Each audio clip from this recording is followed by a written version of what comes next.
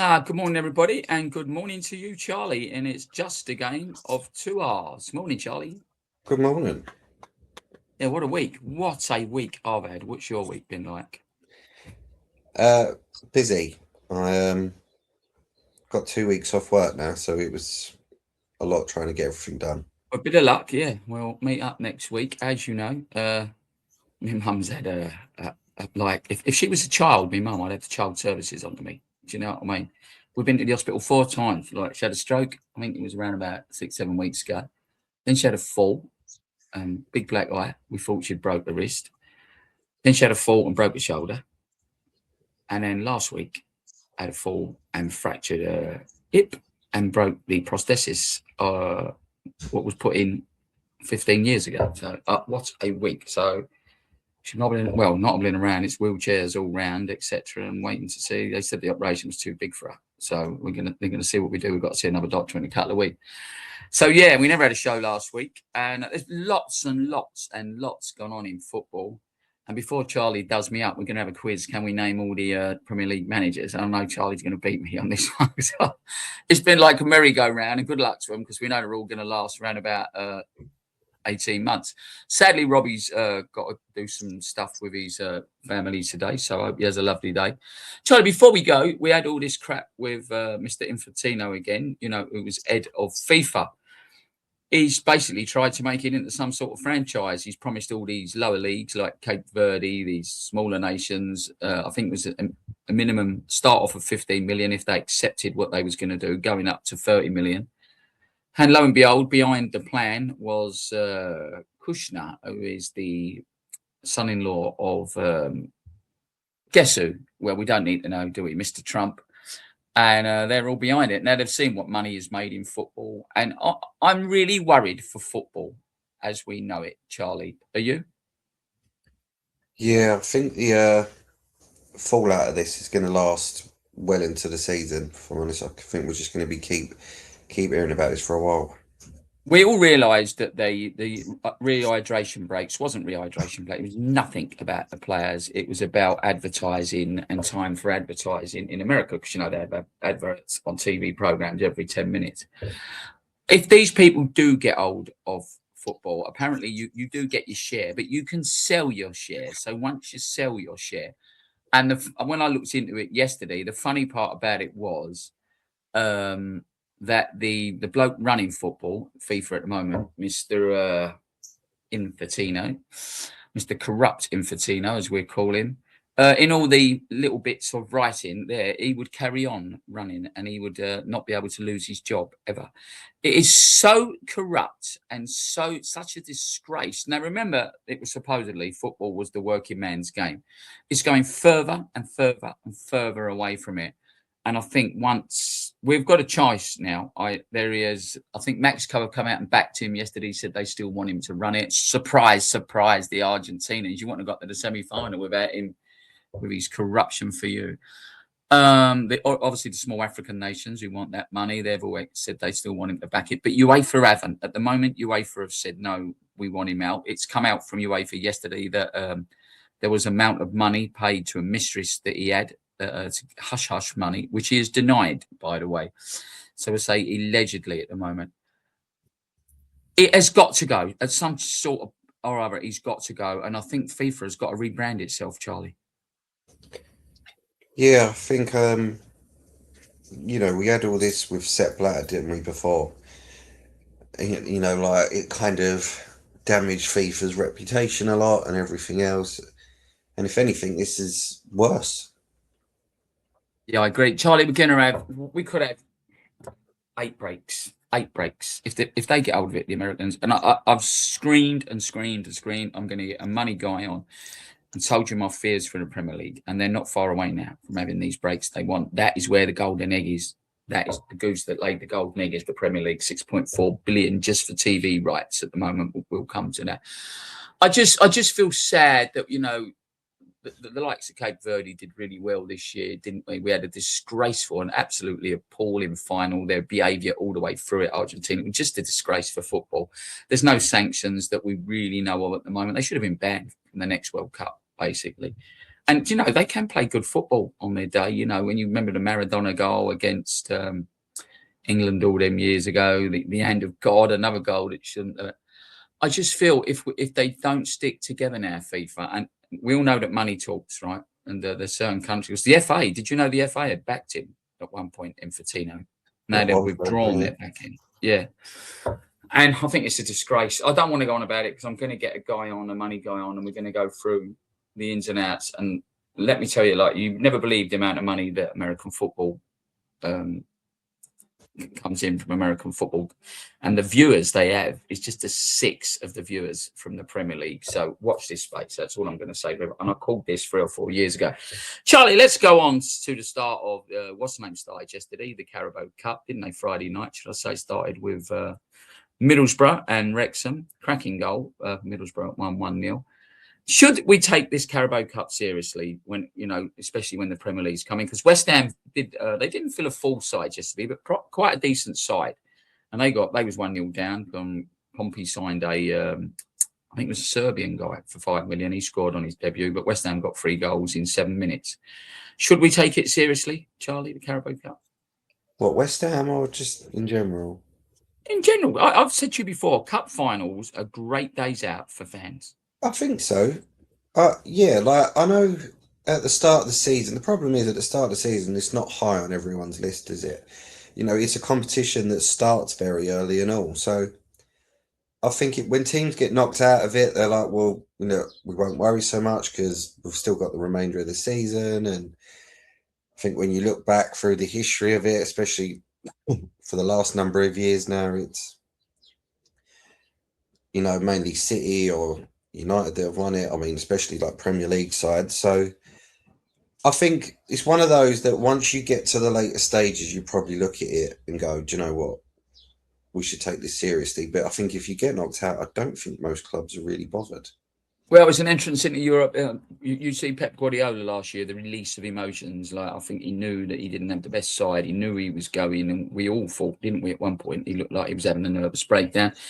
And the year before, of course, with Newcastle. I'll tell you what, Charlie, if there is a club I'm worried about going down, I don't think Hull are going to be able to bring in enough income to stay up this year. And I think Ipswich will probably. So there's going to be one to go down. But I'll tell you, Charlie, I think it'll be lingering there this year. They've lost their complete midfield, and that's Newcastle, isn't it? I mean, yeah, they've lost like Gordon and Guimaraes obviously went to Arsenal. They've lost a few.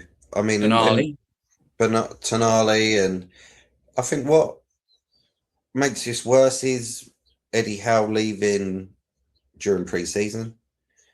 Because, if there was that much tension or whatever, you would have thought he'd have left it, the end of last season. They've got a guy in from the Saudi league. You'll find out very soon enough if that don't work or not. Yeah, but I think a lot of people will probably have Newcastle not to have a great year this year. Yeah, I do find it strange with the Eddie Howe situation. Just say yes or no. Did you think he took him as far as he could? Yeah. Now, which leads me to my next question is when they got bought out by this PIF, this Saudi investment company led by Amanda Staveley and her husband, because I want to get on to what they're put a bid in for David Sullivan shares at West Ham this week. Did you expect more from Newcastle? Or is it like a lot of these things? We know that the Saudi investment fund I think it's blown about 5 billion in live the golf, and now it's pulling out of golf. It's in boxing. It's trying to take over a lot of sports. Do you think when they've got so much money, they treat these things as toys sometimes? A little bit, but the problem, obviously, with football is that, this isn't like when Chelsea got taken over by Abramovich or when City got taken over. Like, the Saudis, when they bought Newcastle, you had this PSR in place, which a lot of the smaller clubs always said, or clubs that are not the big city, always said it was put in place so no one could ever really challenge the big six ever again. So that Newcastle, because otherwise Newcastle could have just blown everyone away with the money they've got behind them so far. But because of PSR and because of the regulation, they've not been able to really spend all that as much as they would have liked. No, I agree. I mean, when they took over this group, I said it was headed by Amanda Staveley, wasn't it? They was a relegation threatened club, wasn't they? So they did do well. They won a cup. But I mean, when you see what she was involved in the buyout of City, by the way, when Masood he bought City 120 million, which looks an absolute bargain now. You probably rate City up there valued around about 1 billion. But with the PSR, is it going to scare off these owners? Or I've warned you about, I've said about the American owners and the voting rights in the Premier League. You need 14 owners to vote something, and they can change the rules. There is so much money now at the moment, especially with the TV rights around the Premier League. Do you think that's the reason they've done it? I mean, if you look at investment funds and global and these hedge funds that are investing, especially these American companies, if you look what the guy did, I can't think of his name, is it McConaughey, the actor, Wrexham? Wrexham. Oh, Ryan Reynolds, Wrexham went from being worth, a silly amount of money to be, worth a lot of money, over £500 million, because of the interest that come with him. So, but it's such a worry for me. I'll go back to the working man's game again. And if you get these hedge funds, and you're talking about JP Morgan, he's behind a lot of these, that they want massive returns, and then these hedge funds, these big global investment companies, they're in it for one reason only. They're not in it for the good of football. They're in it for a big fat wedge out at the end of the season. I'm telling you, son, if these get in, there are going to be big problems for football. Charlie, let's talk about the Premier League. Arsenal won it last year. Do you see Arsenal winning it again this year? And who is their manager? We're going to go through everyone and see if we can name the managers. I'll do him. Mikel Arteta, 1-0 to me, Charlie. Yeah. I'd have them down as favourites, yeah, because we don't quite know what we're going to get from Chelsea, City, or Liverpool, because they've all changed their manager. United have officially appointed Carrick, but I think it's a bit too soon for us to have a bit of a title charge. And obviously this year we've got Europe. Last year we didn't have Europe anyway, so now we've kind of got that. I think if I was to say, if he gets it right early on, I would say Liverpool were their challengers. And their manager is? Iraola, who went from them to Bournemouth. Yeah. Yeah. But yeah, City's going to be an interesting one, because you don't quite know what, you didn't really. The Chelsea one was a bit of a hit and miss, right? It was all over the place, wasn't it? So you don't quite know what you're going to get. Will Alonso have time at Chelsea? You know what they're like. They just love sacking managers as soon as they get the chance. So, yeah. Speaking of sacking managers, Charlie, did you think it made any sense for Glasner to go, Oliver Glasner, to leave Crystal Palace? He did say earlier in the season he was going to go. I thought he'd get one of the bigger jobs, if I'm honest with you. But he's gone to Nottingham Forest. And we all know this bloke, if there was ever anybody that is off with his head, and get rid of and makes literally instant decisions without thinking about him, it's the Forest manager, isn't it? I mean, obviously he'll get a lot of money, I suppose, if they get rid of him. I was surprised. I did think he would go to a bigger team. He's kind of left Palace for almost like for like, really, isn't it? Look, you don't know really what they've promised him, do you? It's an odd one, yeah. I didn't expect him to go there. Oh, I didn't. So if we go down to the top, we've done Liverpool, we've done Man United, we've done Arsenal, and you've briefed on Chelsea. I just want to say with Chelsea that we expect Chelsea to sign everybody, don't we? Someone sent me a picture the other day with David Attenborough's 100th birthday, weren't they? And they had him in a Chelsea shirt, signing for Chelsea, because they reckon we sign everybody. They're signings of Jordan Henderson, and Danny Welbeck. Now, I think if there's ever a couple of professionals, consummate professionals throughout their careers, and I think Danny Welbeck is, he started off at Man U, he come through the system, didn't he? And I've got nothing, but admiration for Danny Welbeck, the way he's had his career. I'd have had him at West Ham now, actually. But it seems a strange thing what they normally do, go out and pay big for, up and coming young people, and suddenly they've gone for a 35-year-old and Jordan Henderson. Okay, steady player in the midfield. But we know that he likes a high press, Xabi Alonso, and all these players need to run, run, run, like they did at Leverkusen, non-stop and never give up. Hence the reason he lost the job at Real Madrid. The players didn't buy into his ethos. Do you understand what you think Xabi Alonso's doing there? Um, I mean, I don't quite understand. No, like you say, it's strange they've not just gone and spent what they normally do. I mean, look, they've got two, I suppose, what you class as squad players now because of their age. Will they probably do a job for Chelsea in certain games and that? Yeah. Um, I would say you would say they're smart buys, wouldn't you? If anything. I think they're smart buys, but also don't forget you've only got the 25-man squad, and it takes up a number, don't you? So if you've got some youngsters that want to come through and other people, it takes up the squad number. But like I say, I hope he does well. Xavi Alonso, he's a nice guy. I did think he'd probably go to Liverpool, if I'm honest with you. So it was quite a surprise that he didn't. Aston Villa, have they bought well? You've took Yuli Tielemans off them, haven't you? Yeah, yeah. Villa's an interesting one, really, because you kind of wondering there to see how far they can go under Unai Emery. Obviously they won the Europa League, so they'll be in the Champions League this year. It's interesting. Again, they can't really afford to go out and spend hundreds of millions, so they've kind of got to buy smart and that, but which they have been doing. Again, I think they'll have a decent season. They'll be there in the top half. And Yeah, I I like think he's so him. underrated, Charlie. He is Yeah, underrated, isn't he, Emery? he got a lot of stick with the Arsenal job, didn't he? But yeah, he's done really well there. Yeah, I agree. I mean, who's your favourites? Well, sorry, we're going through the league, aren't we? Right, who's next in the league? Who was up there? We've done City, we've done Villa, You Brentford. got Who's Brentford? Keith Andrews. Tell me something about Keith Andrews.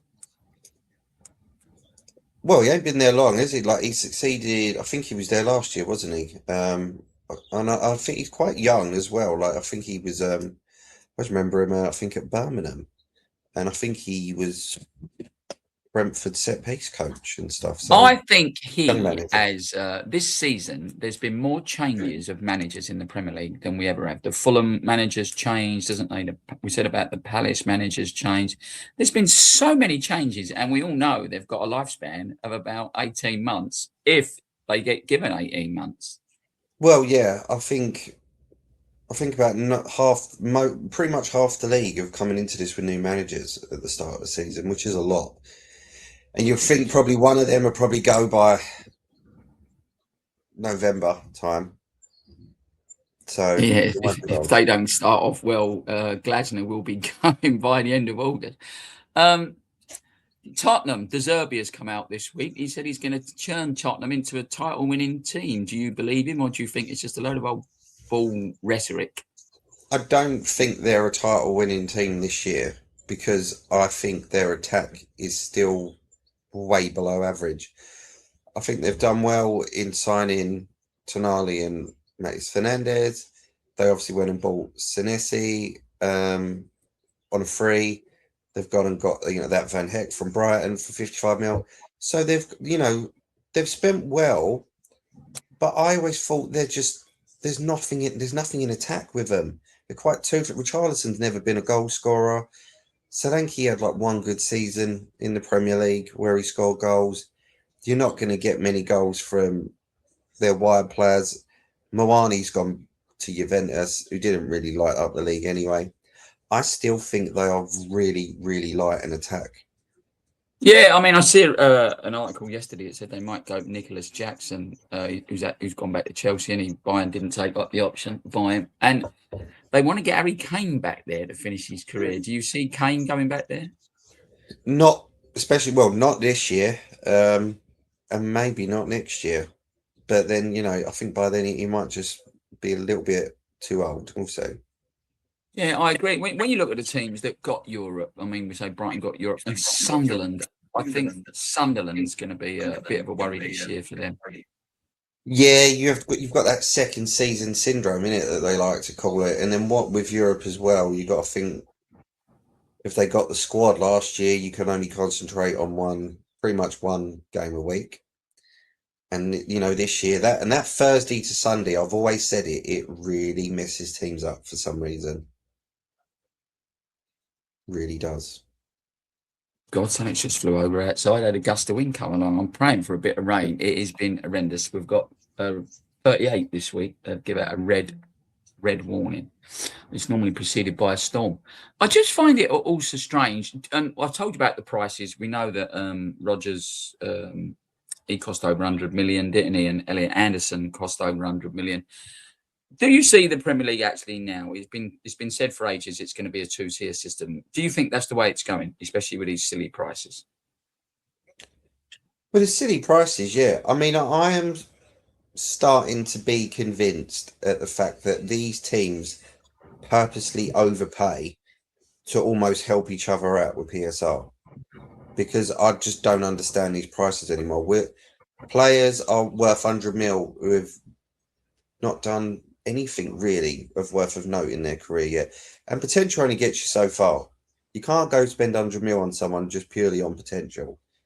Yeah, and it's just a lot of pressure on them. Yeah, I just think, your team's coming up whole. You know what I mean? I mean, it's been thrown at West Ham that they've broke records in the Championship already. There's the two players that have been sold, i.e. Fernandez. There's been a Championship record for players going out. And I just think it's going ridiculous. And I've said it before, some clubs at some point will go out of existence. I do think, like I've said, with these American owners coming in and these investment groups wanting to buy into the Prem, I can see it. It's definitely turning into a two-tier system. So just quickly, I forgot I meant to break it. Do you know, like when we were talking about Infatino and UEFA, like basically getting the what he's done, FIFA. Do you not think it was the same thing, that it's almost the same thing that the Premier League was trying to do when they was trying to get the Super League? That was through UEFA, weren't it? Do you not think UEFA would it's a bit double standards, really, because it was basically the same thing they were trying to do? It is. It is a version of it.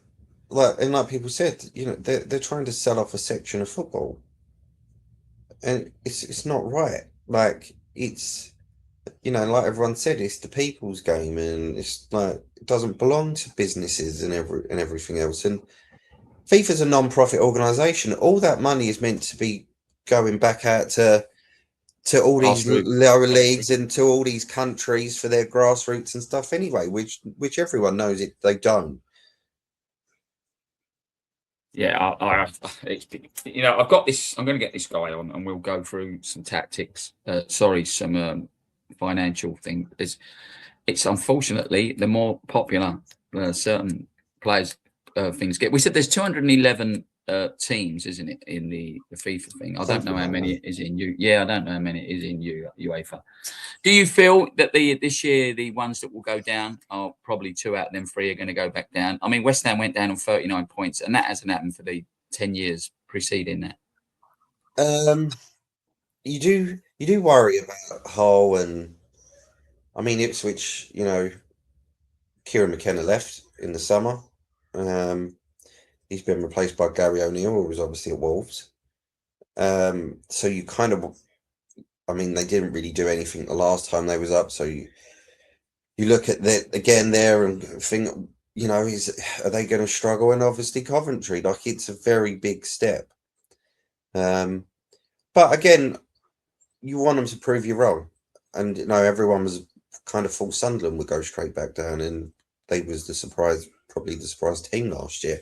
Yeah, I agree. I spoke to a Coventry fan the other day, guy Ricky. He went for years and years, and the sad part he told me about it was it's cheaper for him to go to an away game as a Coventry fan than it is for an home game, because the Premier League, they stick the Premier League away games at 30 quid, don't they? So teams can't add, which is quite sad. And what they've done at Coventry, they have a limit. They've made the limit of 50,000 the maximum wage they're going to pay to anyone coming in or out, which I think is a good idea. And they've got a really good owner up there.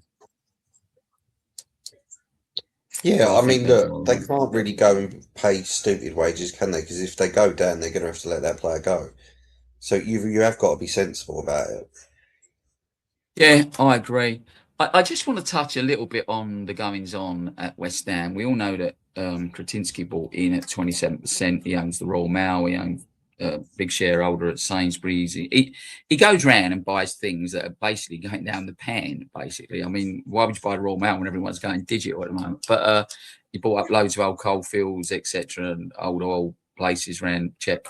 But he's worth a few quid. And he bought in, and we assumed he was going to buy the Vanessa Gold shares, and then lo and behold, you got to mention that Amanda Staveley, who was involved in the Man City buyout, she was also involved, believe it or not, in the Barclays Bank when we had the crisis a few years ago. And then she helped broker the deal for Newcastle. Now she's put in that she wants to buy the gold shares, and Kretinsky's gone. If you had 51% at West Ham, you had to then buy out the rest of the ownership and make a buyout. Now, then what happened was, if Kretinsky would have bought out them other shares, I can hear a voice somewhere, Charles, on the gold shares, if he'd have made the 51%, he'd have had to buy the shares. So what he's done is he sold 2% of his shares to someone we know nothing about, just another Czech investor. And now he wants to buy the gold shares, which will take him to around about 50%. So now Staveley's come out and she's put a bid in for the Sullivan shares, which I think he's got around about 40%. So there's a bit of a ballroom war going on. And this Amanda Staveley's serial investor with these Saudi backers, along with the JP Morgans, etc. When you think West Ham have gone down, we've got no ground, so what do West Ham own? Why do they want to put all these millions into West Ham when they've got a lease? They did have a 99-year lease on the ground. There's probably about 90 years left on it. But she's come out and said, I'll buy you the ground. If I'll get you in, I'll get you as a stadium, which makes me think somewhere along the line, she's very big friends with a couple of brothers that own loads of, their names now, I wrote it down earlier on, loads of property around the Stratford Stadium. And somehow or other, you must think that they've either got hold of Sadiq Khan, both Kretinsky and Staveley, and somehow or other you think the stadium, whether they've got to buy it, because it's owned by the LDDC, or there's an alarm going. Can you understand why people want to put money into West Ham, Charlie? Yeah and no, to a degree.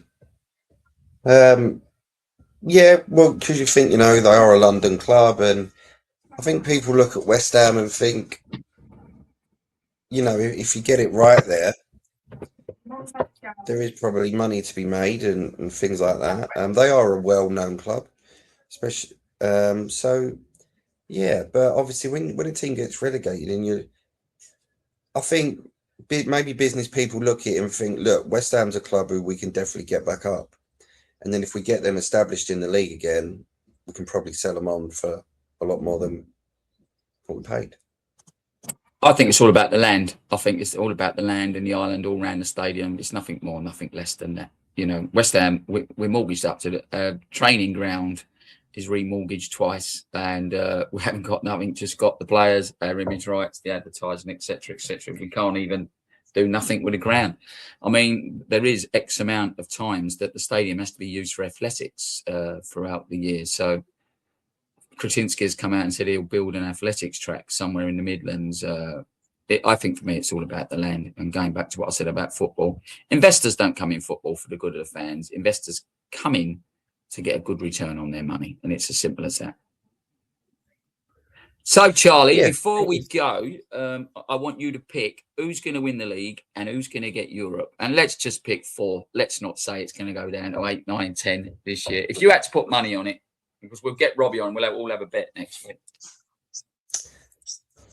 I think Arsenal will win it. And then for the 2nd, 3rd, 4th, I'll probably go Liverpool, United and Chelsea. You leaving out Hopefully City have a bad season. Speaking of City, do you ever, I mean, I'm fed up talking about these 112 charges. Do you ever think anything's going to happen? Or even if it's not, just give them a fine and get on with it and let's forget it. You would hope so. I mean, the problem is you keep these court cases keep getting resolved with every other team, even Chelsea now.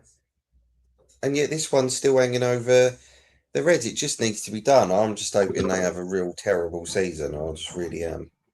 Yeah, I And mean, they I get agree with you. back on the box. I do think you're right about Arsenal. I think that it should come in with confidence. They've made some good buys. I think Guimaraes. Where does that place Declan Rice? Do they now play Declan Rice as a sitting CDM, which is for me is his best position. He started his career off at West Ham as a centre back, but with Guimaraes is going to be the one who wants to push on. So I don't see how they're going to work that one out. It's interesting. Or whether they just go to a 4-3-3, if like Zubimendi, Rice, and Guimaraes, and maybe, kind of drop Odegaard. Yeah, I agree. I'm not sure about Liverpool. I'm certainly not sure about Chelsea. I think people have got to buy into Chelsea with his, ethos, the way he wants to play the game. And I just don't know whether he's got the players yet. They've got to I get rid of just that think for Fernandez. Alonso, I think, because I think there's a really good manager there, that they kind of do well. And I just think if he gets sacked within a year of being at Chelsea, it just, he doesn't last long at Madrid, then he don't last long at Chelsea. It's kind of a real kind of stain on him. So, which is kind of why I'm hoping for him more. But I mean, look, Chelsea still need to buy a goalkeeper for me. I'm still look at them and think they're just they're not balanced enough as a squad. But yeah, maybe. Yeah, I agree. I mean, I just don't know about Liverpool. I just don't know. I think it's another transitional season. I mean, Salah's gone, haven't they? Which is a good thing for me. I think And if it I'll say clicks, if it clicks, yeah, like, I don't know what with if Slot, it he had a clicks good and keep season. Isaac, keep Isak fit this year, and yeah, if it clicks, I think they could be a really good side this year. I think he's got to redeem his career, Isak. He's a player that looked good at some players look really good at one club, and he did look good at Newcastle, didn't he? And I know he had, the bad injury, didn't he? But I think I tell you what, I do believe that either Fulham, Newcastle, or Palace, I think we're going to have one of those are going to drop this year. I do. I think we're going to have a surprise drop, and I think they're going to be lucky. So I don't think they're going to need to get the points like that. But I just think you've had teams that's been around the middle. They're mucking around now. It made no sense to keep selling Palace the way they did. They had a great cup win, didn't they? They won the conference last year. I just can't see the point of just keep getting rid of your players and upsetting the manager. They had a good manager in Glasman. I would have kept Glasman. I would really like for the three teams that have come up, to give it a real go. And we're not sitting here with two teams already down and things like that. With April, May, where it's like they're still in with a chance to stand up, and the likes of, whether it be Brentford, Fulham, maybe Newcastle, if they have that bad of a season, where you look and go, yeah, like they're going to struggle here, because this is the thing, Tottenham survived because there's been some real, real bad teams these last couple of years.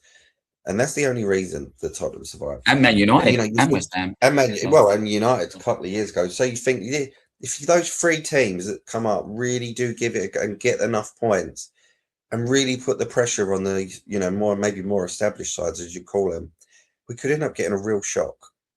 Now there's going to be. I looked in it, 6 rule changes. I had how they're going to work. I don't know, but basically, pulling of the air round the box has got to stop. Cucurella's gone. He's one of the only ones with long hair, isn't it, that people seem to pull his hair, but that's got to stop. Time wasting. The goalkeeper, 5 seconds now. They want him to get rid of the ball within 5 seconds, putting the ball down. Free. If he takes too long, they're going to give a corner. If you're wasting time, same with the throw-in, you're going to get X amount of time for a throw-in. If you're trying to run the ball into the corner, like you do for years, it's going to be a free kick to the other side. If someone gets injured now and the trainer comes on, they've got to go off for a minute. So they've got to go off for a minute. This is the surprising one for me. The goalkeepers, they lay down with cramp, don't they, to waste time. If the goalkeeper does it, then the manager has to take off one outfield player for a minute. Good ideas to keep the game going or not? It is, because they're trying to stop time wasting. I mean, time wasting's a bit of a dark art. Your team, every team does it when they need to. The goalkeeper one, yeah, it'd be interesting to see whether. I bet there's a lot less goalkeepers having cramp this year. That's for sure. And but like goalkeepers got to get rid of it within 5 seconds. I mean, that law about goalkeepers holding it for 6 seconds has been around for years, and I'm still convinced they hold it for longer than that. Well, I want to know who's going to do the timing on this. Is it going to be the fourth official? Is it going to be the linesman? Surely, like the referee ain't going to get his stopwatch there and do it. I just, unless it's the fourth official who's going to watch it. You know, when a game's moving along quite pacey, God knows who's going to do it. You know, I'd love them to do. I'd love them to put a timer on the TV screen just to see if they actually do it. Yeah, I agree. Charlie, I'm baking today. I'm in my conservatory. It's been a great show. Hopefully, if everyone wants to come on a show, we really are going to push on this year. We had a challenging year, and it's been a real challenging summer, shall we say. It's been a very hot summer for me, and I could go on telling you for the next half an hour, but I've got to go because Mum will be getting up soon, and I've got to look after her. Charlie, have a great day. Have a great holiday. And we wish Robbie well wherever he is. Guys, you want to come on a show, please come on. If you've got an idea, you know, people do send me a lot of ideas. And people always message me after the show instead of putting comments. Please write in the comments if you want to like and subscribe. And hopefully we're going to grow the channel. Have a great weekend, everybody. Take care, Charlie. Yeah. Take care. Bye.